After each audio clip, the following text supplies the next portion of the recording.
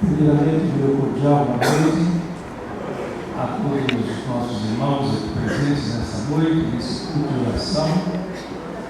Nós agradecemos a Deus porque estamos aqui. Agradecemos a Deus por essas músicas inspiradoras, pelo louvor a Ti e louvor a Deus que nós ouvimos nessa noite. Louvamos a Deus também pelas orações que tivemos aqui, pela oportunidade de conversar com Deus. Isso para nós é, além do oportuno, é um refrigério para a nossa alma e nos aproxima mais de Deus. Nessa noite, nós continuaremos abordando temas, os temas de mordomia, que já estão sendo apresentados algumas quartas-feiras e ainda continuam. Mas eu gostaria de iniciar o estudo dessa noite com uma solene pergunta. Uma pergunta que deverá ser feita primeiramente para mim e para os irmãos também. Como está o foco da nossa vida cristã? Esse foco está bem centralizado, bem ajustado, não é? E o estudo dessa noite diz que para ajustar o foco da nossa vida cristã, a palavra de Deus nos ensina que duas coisas devem ser observadas e até cultivadas. A primeira delas é a obediência. A segunda, o relacionamento com Deus. São duas características que os mordomos de Deus, os discípulos de Deus, precisam cultivar nas suas vidas: a obediência e o relacionamento com Deus. Precisamos com urgência ajustar o foco da nossa espiritualidade. Leamos inicialmente os versículos que se encontram no livro de Filipenses, capítulo 2, versículos 12 e 13. E ali o apóstolo São Paulo, escrevendo aos cristãos daquela igreja, ele disse o seguinte no verso 12: de sorte, meus amados, assim como sempre obedecestes, não só na minha presença, mas muito agora na minha ausência, assim também operai a vossa salvação com temor e tremor. E no verso 13: Deus é o que opera em vós o querer e efetuar segundo a sua vontade. Duas palavrinhas aqui se destacam e são muito relacionadas com a nossa vida espiritual: a obediência e a salvação. Existe uma correlação muito grande entre a nossa salvação que nós almejamos e a obediência que nós deveremos exercitar na nossa vida cristã. Mas vejam bem, o apóstolo São Paulo, no verso 13, enfatiza: mas Deus é que opera em nós tanto querer quanto efetuar segundo a sua vontade. O nosso coração tem que estar aberto à presença de Deus, os nossos ouvidos atentos à voz de Deus, para que o foco da nossa vida cristã seja ajustado de acordo com a vontade de Deus. E a palavra de Deus também fala que para que nós possamos ajustar corretamente o foco da nossa espiritualidade, temos que ter um coração novo e um espírito novo. E ainda a palavra de Deus diz que nós precisamos nos tornar novas criaturas. O profeta Ezequiel nos dá uma promessa muito interessante no seu livro, do capítulo 36, versos 26 e 27. Uma promessa: e vos darei um coração novo, porém dentro de vós um espírito novo. Tirarei o coração de pedra e porei o coração de carne. E o versículo 27: porém dentro de vós o meu espírito, farei com que andeis meus estatutos, guardeis os meus livros e os observeis. Que maravilhosa experiência seria para cada um de nós se Deus desse para nós um novo coração, um novo nascimento, para que pudéssemos ser novas criaturas com alto nível espiritual, né? Para que o Espírito de Deus pudesse habitar dentro do nosso coração, tirando esse coração de pedra e colocando um coração espiritual, um coração de carne. Como o foco da nossa vida ajustado, nos tornamos um discípulo de Cristo. Mas o que significa ser um discípulo? Meses atrás, até acho que no final do ano passado, nós estudamos uma lição da Escola Sabatina no trimestre inteiro a respeito do discipulado. Foi uma lição muito importante para a igreja. Mas o que é um discípulo? O discípulo é um aprendiz. O discípulo é aquele que segue as orientações do mestre. E o mestre quem é? Aquele que ensina, aquele que dá o exemplo. Quem é o nosso mestre? Jesus. Jesus é o nosso mestre, nosso modelo, o padrão espiritual a ser seguido. Quando ele esteve aqui na terra, entre os homens, ele mostrou tudo o que ele poderia fazer de bom para que nós pudéssemos, para que o ser humano pudesse posteriormente seguir o seu exemplo e ser verdadeiros discípulos de Jesus. Porque nós somos, como discípulos, nós somos aprendizes, nós estamos aprendendo a vida espiritual juntamente com a palavra de Deus e aquilo que os evangelhos mostram através de Jesus. De certa maneira, o termo discípulo pode se confundir com o termo mordomo, porque na verdade todo discípulo de Cristo é um mordomo, e todo mordomo fiel é um discípulo também. E a palavra de Deus diz em diversos versículos que o que caracteriza e qual é o perfil que o discípulo de Jesus deve ter. Primeiro, o discípulo deve amar a Jesus, amar a vida de Jesus, amar os seus exemplos, amar tudo aquilo que ele fez, apressar a sua vinda a esta terra. O discípulo deverá amar a palavra de Deus. Isso, amar significa estudar a palavra de Deus com seriedade, com afinco, com dedicação. O discípulo deverá também amar os outros discípulos, para que unidos possamos fazer boas coisas pela palavra de Deus. O discípulo deverá amar as almas perdidas e ir atrás delas, pregando a palavra de Deus, ensinando, fazendo novos discípulos. O discipulado tem um efeito multiplicador muito grande, porque o discípulo sincero ele faz outros santos discípulos, e assim sucessivamente. E a palavra de Deus dá uma recomendação muito importante, muito interessante para os discípulos prestarem atenção e tomarem um rumo em uma determinada ação. Essa recomendação nós encontramos no livro de São Mateus, capítulo 28, nos versos 19 e 20. Mateus 28, 19 e 20. Portanto, ide e fazei discípulos de todas as nações, batizando-os em nome do Pai, do Filho e do Espírito Santo, ensinando-os a guardar todas as coisas que eu vos tenho mandado, e eis que sou convosco por todos os dias, até a consumação dos séculos. Amém. Então, essa é uma ordem de Deus para o seu discípulo.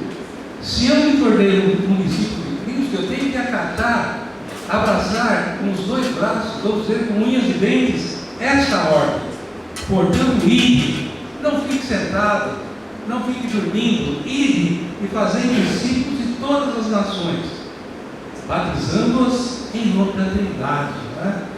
Pai, do Filho e do Espírito Santo. E além disso, o discípulo passará a ensinar aquele seu aprendiz, um pretenso discípulo, ele tem que aprender a guardar todas as coisas que Deus ordenou. E um fato extraordinário acontece no final desse versículo 20: eis que estou convosco todos os dias até a consumação dos séculos. Esse versículo garante que os discípulos de Cristo não ficam sozinhos, sempre tem alguém ao seu lado. Eis que estou convosco todos os dias. E o estudo dessa noite ainda enfatiza que o discípulo de Cristo passa por alguns estágios, chamados estágios sequenciais. É uma sequência de estágios, uma sequência de conhecimentos, uma sequência de amadurecimento cristão. À medida que isso vai acontecendo, a sua espiritualidade vai aumentando até se tornar um discípulo verdadeiro de Cristo. E essas características são enumeradas aqui no estudo dessa noite. Primeiro, o estágio da observação. No livro de Hebreus, capítulo 12, 2, diz o seguinte: olhando para Jesus, o autor e consumador da nossa fé, o qual, pelo gozo que lhe estava proposto, suportou a cruz, desprezando a afronta, assentou-se à destra do trono de Deus.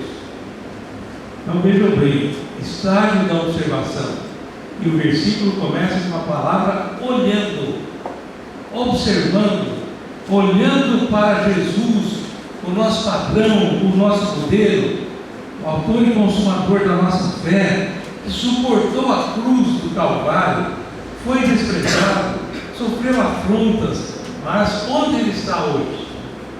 Ele está à destra do trono de Deus. É o nosso intercessor, o nosso mediador, o nosso sumo sacerdote. Então esse é o estágio 1, o estágio da observação. Estágio 2, tornar Jesus o foco principal de sua vida. Esse é um estágio do discipulado importantíssimo, fazer com que todas as coisas relacionadas à nossa vida tenham uma prioridade. E essa prioridade deverá ser Jesus. Sempre estar focado em Jesus, diante das circunstâncias da vida, diante das lutas, diante das dificuldades. O foco deve estar sempre ajustado em Jesus. O terceiro estágio, nós temos que seguir o Mestre. Se nós somos um discípulo de Jesus, nós temos que segui-lo. E no livro de Marcos 8, versículo 34, diz assim: se alguém quiser vir após mim, negue-se a si mesmo, tome a sua cruz e siga-me. Jesus não força ninguém. Se alguém quiser vir após mim, se você tem vontade de me seguir, se você tem vontade de ser meu discípulo, se você tem vontade de ser meu mordomo, venha após mim. Mas o que você tem que fazer? Negue-se a si mesmo, tome a sua cruz e siga-me. O que Jesus, certa ocasião, disse a Nicodemos, aquele homem rico que foi procurar Jesus de noite? O que Jesus disse para ele? Você precisa nascer de novo. Ele não entendeu de pronto a mensagem de Jesus. Mas como vou nascer de novo? Foi dentro da minha mãe, sendo eu velho. Mas Jesus disse para ele que o novo nascimento era coisa diferente. Ele deveria nascer da água e do Espírito. Ele devia mudar o seu coração. Ele devia ser um mordomo mais presente, mais fiel, para que pudesse seguir a Jesus. O estágio 4, estar com Jesus.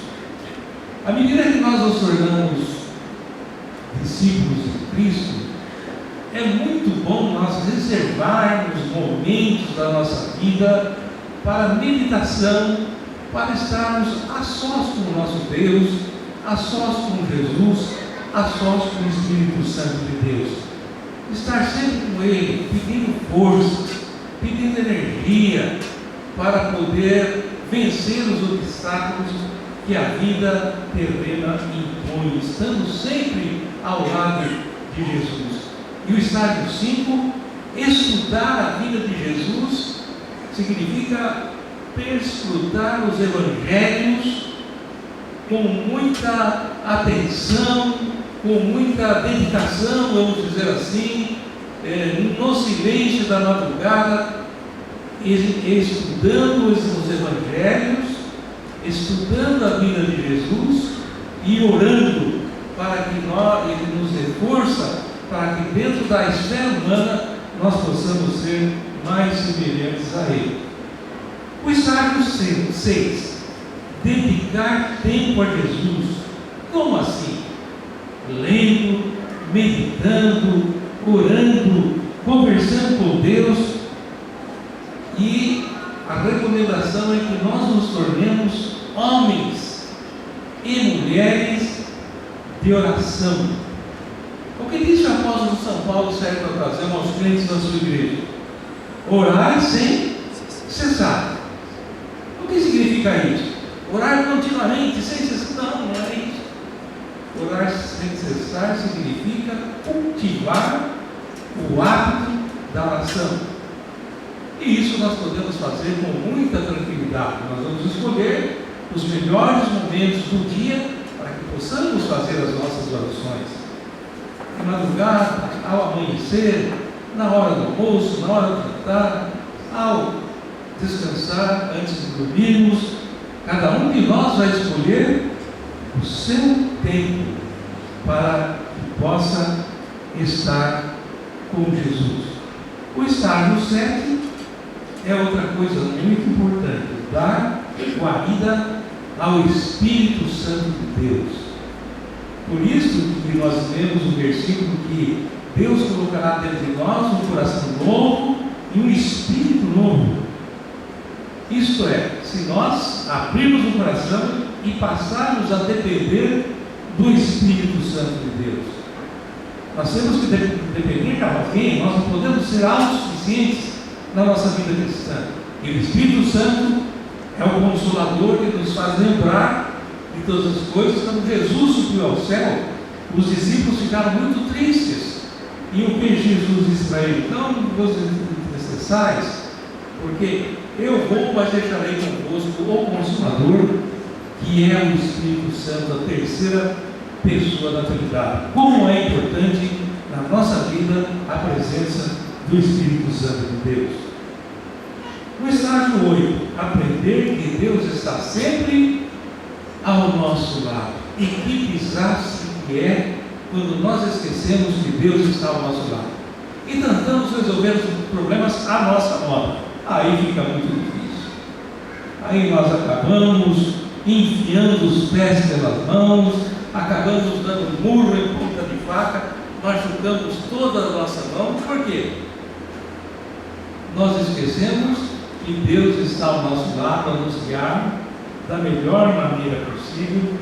E quando nós esquecemos que Deus está ao nosso lado, a nossa terrível personalidade pecaminosa aflora e muitas vezes as coisas ficam complicadas. O estágio 9, deixar Cristo habitar dentro do nosso coração. É muito importante.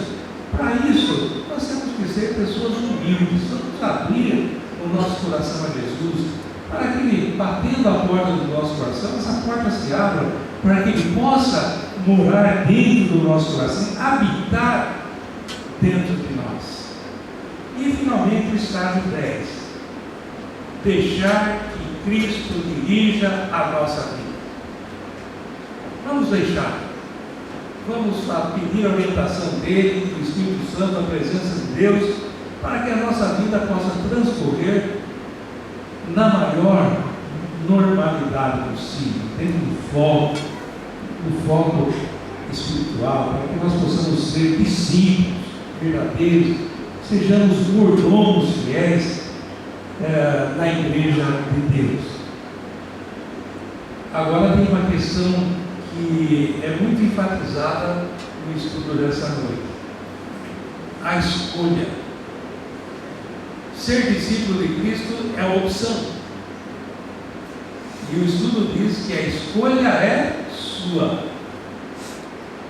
Deus não força ninguém, Deus apresenta, Deus consegue, Deus convida, mas a escolha é sua.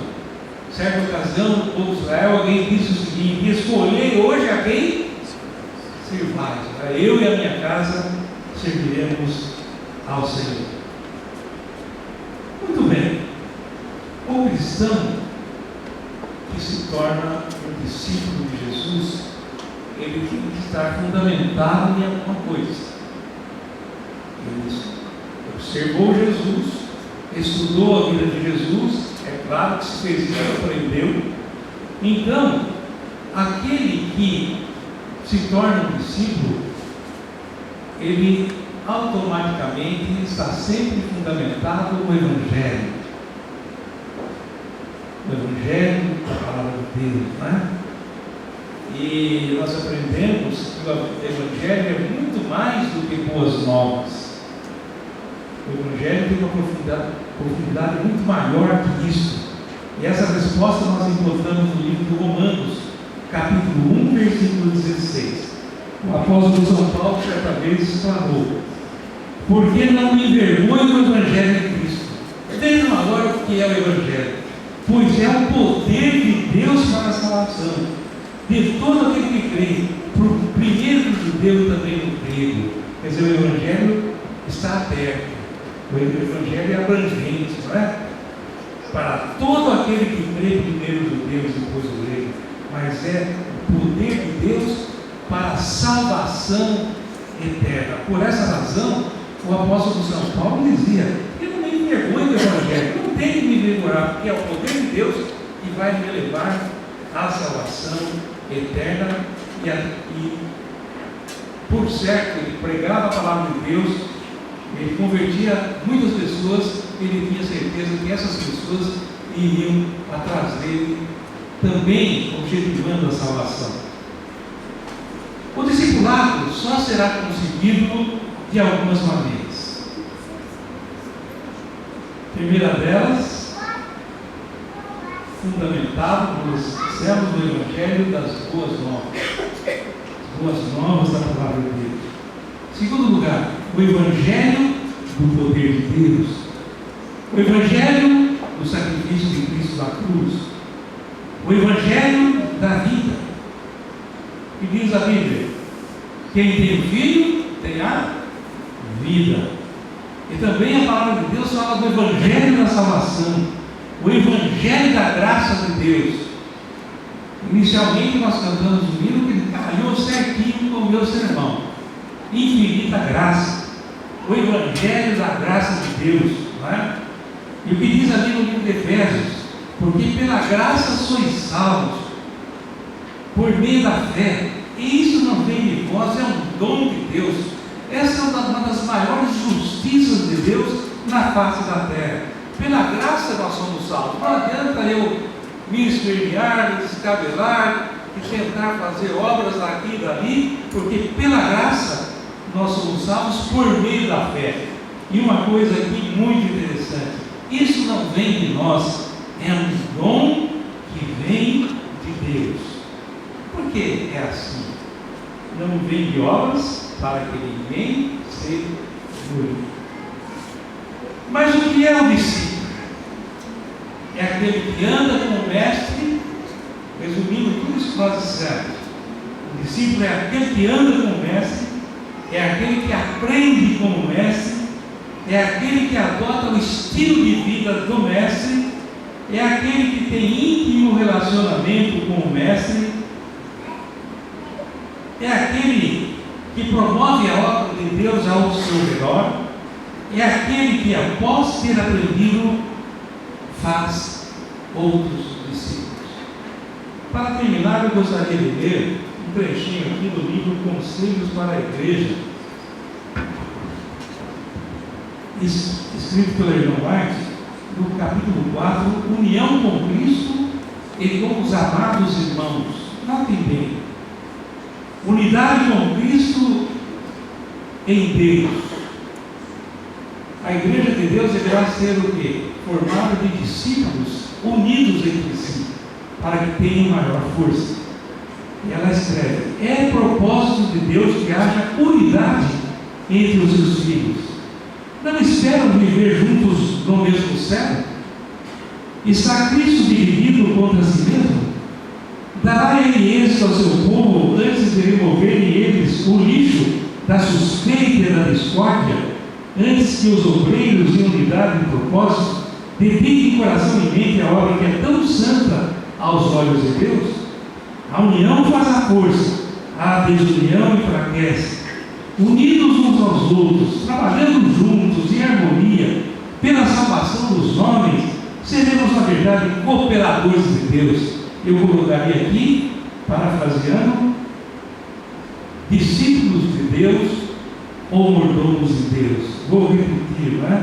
Unidos uns aos outros, trabalhando juntos em harmonia pela salvação dos homens, seremos na verdade grandes cooperadores de Deus. Os que se recusam a trabalhar em boa harmonia desonram grandemente a Deus, e o inimigo deleita-se em vê-los trabalhando para fins mutuamente contrários. Essas pessoas precisam cultivar o amor fraternal e a ternura de coração. Se puderem correr a cortina que lhes vela ao futuro e ver o resultado de sua desunião, por certo seriam levados a arrepender-se. De formas que tanto a palavra de Deus quanto a pena inspirada nos aconselha e nos recomenda que vivamos em união, né? E que não venhamos, por algum motivo, perder o foco em Jesus, mas que continuemos lutando e vivendo aqui na igreja bastante unidos, para que um dia possamos juntos alcançar a salvação eterna. Que Deus nos abençoe nessa noite. Para o término do nosso culto, vamos cantar o hino número 399.